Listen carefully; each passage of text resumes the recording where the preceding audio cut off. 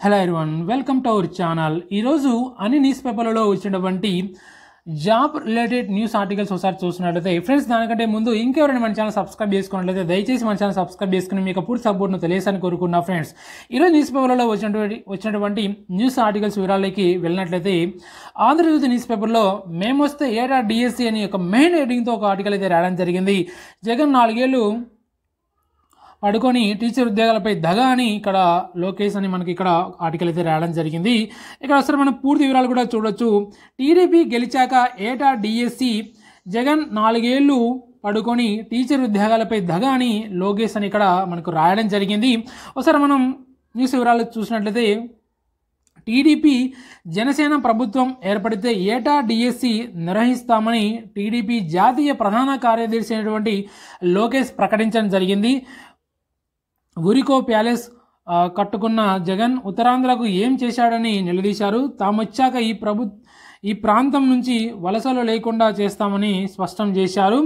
శంఖారావం పేరుతో శ్రీకాకుళం జిల్లాలో ఆదివారం ఆయన ఇచ్చాపురం, పలాస, టెక్కలి నియోజకవర్గాల్లో సభలు నిర్వహించారు. జగన్ ప్రభుత్వం అరాచక పాలనపై విరుచుకుపడ్డారు. 4 ఏళ్ళు పడుకొని ఇప్పుడు డిఎస్సి అంటున్నారని ఆక్షేపించారు. ప్రభుత్వంలో 2.30 లక్షల పోస్టులు భర్తీ చేస్తామని చెప్పి జగన్ మడమ తిప్పారు. డిఎస్సిలో కేవలం 6,000 పోస్టులు మాత్రమే ఉన్నాయని చెబుతున్నారు. టీడీపీ పాలనలో 1,30,000 పోస్టులు భర్తీ చేశాం, మళ్ళీ వస్తే ఏటా డిఎస్సి నిర్వహిస్తామని ఆయన ప్రకటించడం జరిగింది.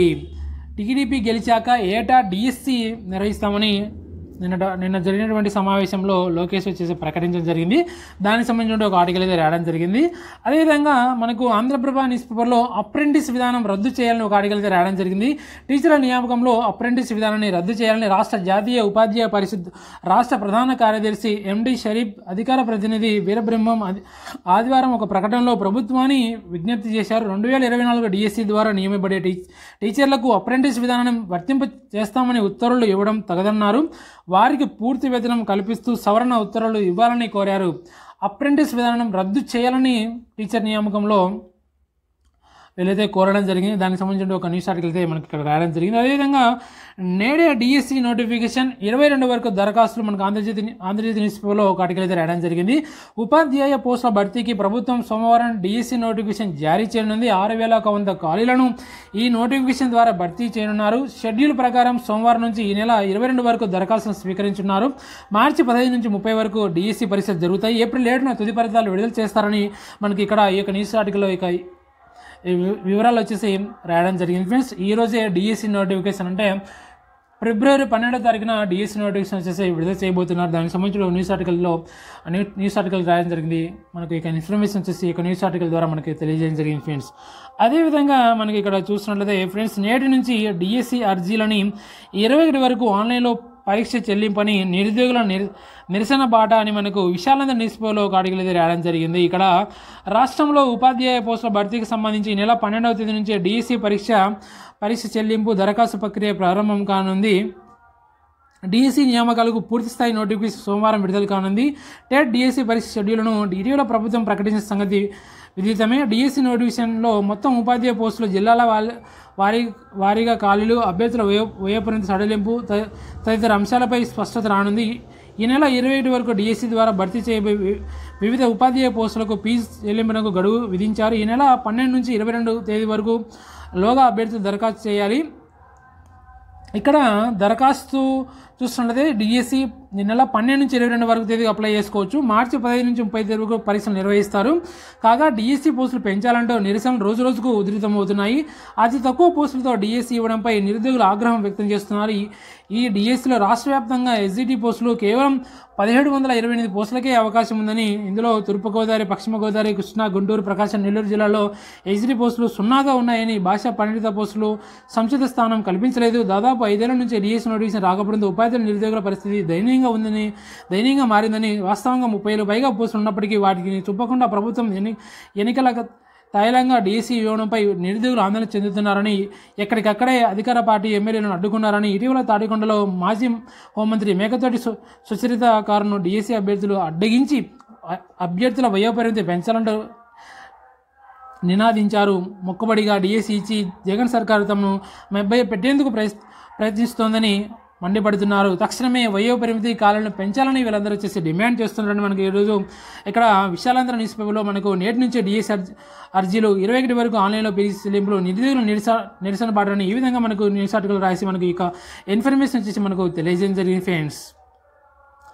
అదేవిధంగా చూస్తున్నదే మనకు 25,000 ఉపాధ్యాయ పోస్టులు భర్తీ చేయాలని మనకు ఇక్కడ ప్రజాశక్తి న్యూస్ పేపర్లో ఒక ఆర్టికల్ అయితే రాయడం జరిగింది. సీఎం క్యాంపు కార్యాలయం ముట్టడికి ఏఐవైఎఫ్ యత్నమని పలువురు అరెస్ట్ అని మనకి ఇక్కడ మనకు ప్రజాశక్తి న్యూస్ పేపర్లో ఇక్కడ ఆందోళనకాలను ఈడ్చిగెడుతున్నటువంటి పోలీసులు ఇక్కడ కూడా మనకి క్లియర్గా చూడొచ్చు. అరెస్టులను ఖండించినటువంటి సిపిఐ ఇక్కడ 25,000 ఉపాధ్యాయ పోస్టులు భర్తీ చేయాలని ఇక్కడ రాష్ట్రంలో ఖాళీగా ఉన్నటువంటి 25,000 ఉపాధ్యాయ పోస్టులను భర్తీ చేయాలని కోరుతూ ఏఐవైఎఫ్ చేపట్టినటువంటి ఆందోళన ఉద్రిక్తతకు దారి చేసింది. ముఖ్యమంత్రి క్యాంపు కార్యాలయాన్ని ముట్టడించేందుకు ఆదివారం ఆ సంఘం నాయకులు ప్రయత్నించారు.